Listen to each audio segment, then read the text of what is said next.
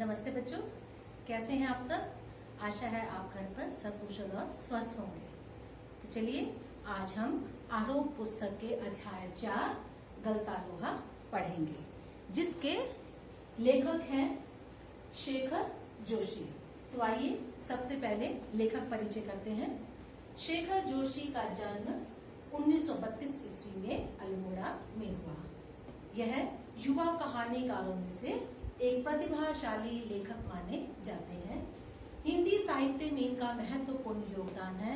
इन्होंने अनेक प्रकार की कहानियां लिखी, जिसमें उन्होंने जीवन का यथार्थ चित्रण किया, जीवन की वास्तविकता से परिचित कराया। और इसलिए यह जो कहानी है गलता लोहा, इस गलता लोहा कहानी में लेखक ने जातीय अभिमान का पिघलता रूप दर्शाया है। अब आप कहेंगे कि कैसा इसका शीर्षक कैसा है कहानी का, गलता लोहा, कि क्या कभी लोहा गलता है, क्या कभी लोहा पिघल जाता है। जी हाँ, इस कहानी में लेखक ने जातीय अभिमान को पिघलते हुए दर्शाया है कि किस प्रकार एक मेधावी बालक, एक बहुत ही ईमानदार बालक, मेधावी बालक किस प्रकार से जीवन से जूझते हुए, जीवन में संघर्षों का सामना करते हुए किस प्रकार वह अपने जाति पाति से उठकर पिघल जाता है और किस प्रकार वह लोहार का काम करने लग जाता है। लोहार का काम बड़ी सफलता से, बड़ी कुशलता से करता है। तो चलिए कहानी का आरंभ करते हैं। तो इस कहानी में मुख्य पात्र हैं मोहन धनराम की बातचीत। मोहन के पिता वंशीधर एक पुरोहित हैं, जो गांव में जा जाकर पुरोहित का काम करते हैं, लोगों के घर में पूजा पाठ करते हैं। तो अब उनकी उम्र बढ़ जाती है, वृद्धावस्था में वह अपने बेटे मोहन से कहते हैं कि बेटा, अब मुझसे घर का काम नहीं होता, मुझे अब ये पूजा पाठ मुझसे नहीं होती, अब तुम्हें घर की आर्थिक स्थिति भी अच्छी नहीं हो रही और अब तुम्हें घर में मेरा साथ देना चाहिए। तो बेटा मोहन जो है उसे अपने पिता की बातें चुभ जाती हैं और वह खेती का काम करने लग जाता है। अब जैसे वो खेती में का काम करता है, खेतों में जाता है, तो खेतों में हंसुआ आपको पता है जिससे हम घास को काटते हैं, हंसुआ लेकर जाता है। तो जैसे ही वो खेतों में अपने हंसुए से घास को काटता है तो उसकी धार, उसमें देखता है कि उसकी धार तो बहुत मंद पड़ गई है और उसे तेज करवाने के लिए वह एक लोहार के पास जाता है और संयोगवश वह लोहार उसका सहपाठी होता है, जिसका नाम धनराम है। अब धनराम के पास मोहन जाता है, तो जैसे उसको देखता है बहुत प्रसन्न होता है और हंसते खेलते उसे कहता है कि मेरा यह है, इसके धार तेज करो। और बातों ही बातों में वह अपने अतीत के दिनों में खो जाते हैं, अतीत में खो जाते हैं और अपने बचपन के दिन, स्कूल की यादों को हरा करने लगते हैं।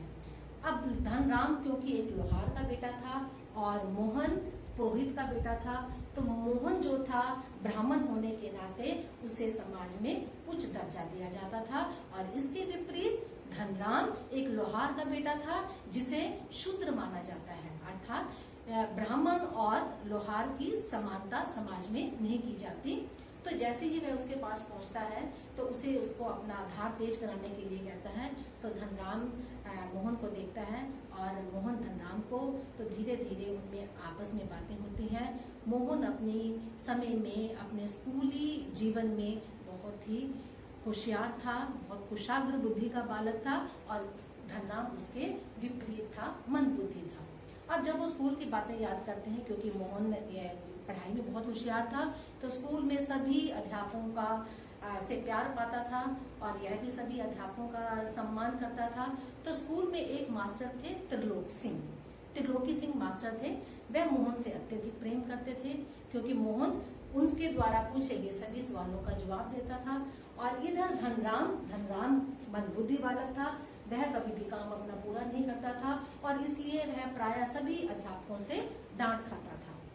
अब त्रिलोकी सिंह जो मास्टर था, वह बात में इसका धनराम का उससे प्रश्न पूछता और धनराम उसका प्रश्न का उत्तर ना दे पाता और इसने उसको मोहन को त्रिलोकी मास्टर ने कक्षा का मॉनिटर बना दिया।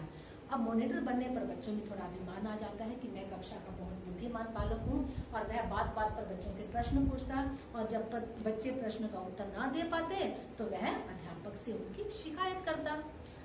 अब ऐसा हुआ कि एक दिन त्रिलोकी मास्टर ने बच्चों को 13 का पहाड़ा याद करने के लिए दिया। अब मोहन ने तो 13 का पहाड़ा बहुत अच्छे से याद कर सबसे पहले सुना दिया, और धनराम की जब बारी आई तो वह उसको नहीं सुना पाया, क्योंकि वह उसने इतनी कोशिश की 13 का पहाड़ा याद करने की, परंतु वह 13 का पहाड़ा याद नहीं कर पाया। तो जब त्रिलोकी मास्टर उससे 13 का पहाड़ा सुनते हैं तो उसे वह नहीं बता पाता, नहीं उसका उत्तर दे पाता। तो कहते हैं धनराम जी, मास्टर कहते हैं कि तुम तो एक लोहार के बेटे हो, तुम्हारे दिमाग में लोहा भरा हुआ है, विद्या का ताप कहाँ से लग सकता है। यह बात धनराम को के मन को लगी कि ऐसा मास्टर जी ने क्यों कहा, और कक्षा के सभी बच्चे हंसने लगे। अब यहाँ पर मास्टर जी ने भी यही सोचा कि यह एक लोहार का बेटा है, इसलिए पढ़ाई इसके बस की नहीं है, और मोहन पुरोहित का बेटा है, ब्राह्मण का बेटा है, इसलिए यह पढ़ना इसके लिए संभव है। अब जब धनराम को इतनी बात पता लगती है कि मास्टर जो है उसका अपमान करने हैं, तो वह पढ़ाई छोड़ देता है और वह अपने पिता का कार्यभार संभाल लेता है। पिता चूंकि क्या थे, लोहार थे, तो इसलिए धनराम ने अपने पिता का कार्यभार संभाल लिया, पढ़ाई बीच में ही छोड़ दी।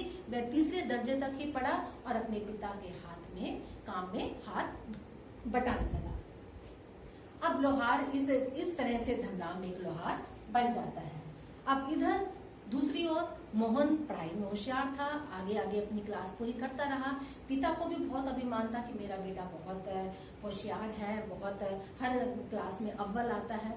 तो उन्होंने अपने बेटे को गांव के स्कूल के बाद अपने गांव से 3-4 मील दूर एक ऐसे स्कूल में डाल दिया जहां बीच में एक नदी आती थी। अब जब बरसात का मौसम आता तो मोहन के लिए बहुत कठिनाई आती।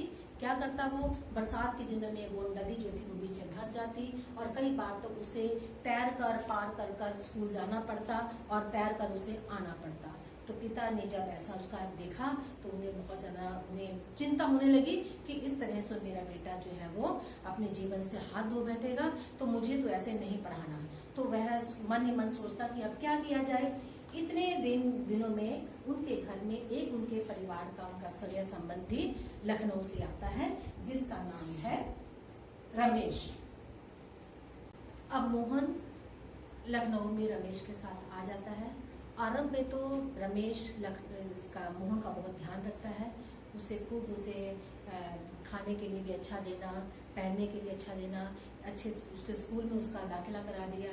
अब धीरे धीरे रमेश ने जब देखा कि उसके तो ऊपर बोझ बढ़ता जा रहा है, तो उसने उससे घर का काम कराना आरंभ कर दिया, और उससे मोहन को कहा कि तुम घर पे इसके साथ साथ दूसरा काम भी शुरू करो, क्योंकि मेरे पास मैं तुम्हारा इतना खर्चा नहीं उठा सकता। और मोहन को एक तकनीकी विद्यालय में डाल दिया, तकनीकी स्कूल में डाल दिया, जहाँ पर वह तकनीकी काम सीखने लगा, और धीरे धीरे वह एक फैक्ट्री में उसे लगा दिया जहाँ पर वह काम करने लगा। इधर पिता वंशीधर यह सोच रहे थे कि उसका बेटा पढ़ाई में बहुत आगे पढ़ रहा होगा और मेरा बेटा एक बहुत बड़ा ऑफिसर बनेगा। वह अपने सपने बुन रहा था। इधर यह नहीं पता कि मोहन के साथ क्या बीत रही थी। धीरे धीरे रमेश ने मोहन के साथ दुर्व्यवहार करना आरंभ कर दिया, और मोहन अपने पिता से यह सब बातें छुपाता, अपने पिता को यह बात ना बताता, क्योंकि उसे लगता था कि यदि उसने अपने पिता से सारी बातें बताई तो उसके पिता बहुत दुखी हो जाएंगे। अब धीरे धीरे समय बीतने लगा और मोहन ने देखा कि अब उसका यहाँ पर गुजारा करना संभव नहीं है, तो वह वहाँ से वापस आ गया। अब वापस आने पर जब पिता को यह सब पता लगा, पिता बहुत दुखी हुए, बहुत व्यथित हुए।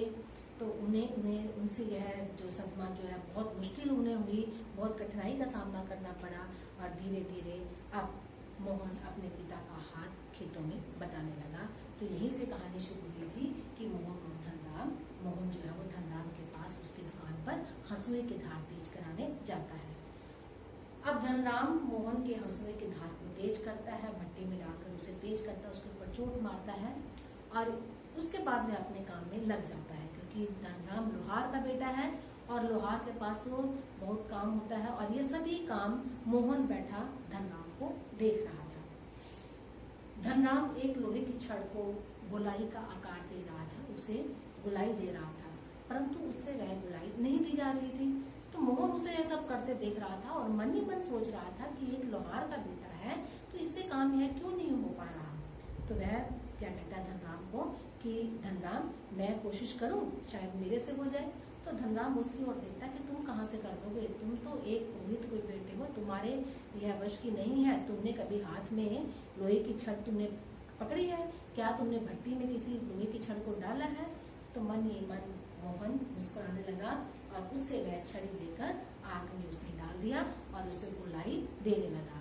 और वह बड़े निश्चिंत भाव से काम कर रहा था, बड़े संतुष्ट भाव से काम कर रहा था और धनराम उसके चेहरे की ओर लगातार देख रहा था। और अंत में मोहन उसे गोलाई देने में संभव भी हो गया। अब जब वह सब काम ये कर रहा था तो धनराम सोच रहा था कि इसने काम कहाँ से सीखा, इसने ये तो एक पुरोहित का बेटा है, इसने तो कभी आज तक लोहार का काम नहीं किया। परंतु मोहन के चेहरे पर संतुष्टि के भाव थे।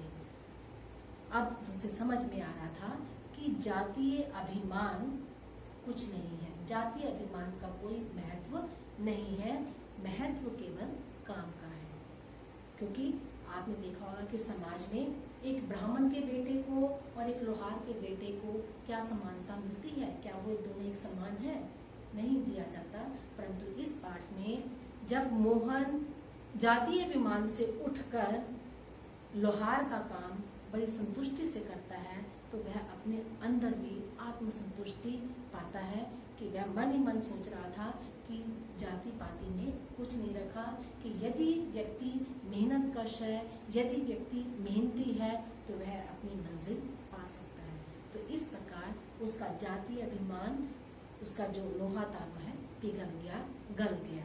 तो यह पाठ जो कहानी थी गलता का शीर्षक यहाँ पर सार्थक होता है कि किस प्रकार मोहन एक जाति पाति के भाव से उठकर किस प्रकार लोहार के साथ समान भाव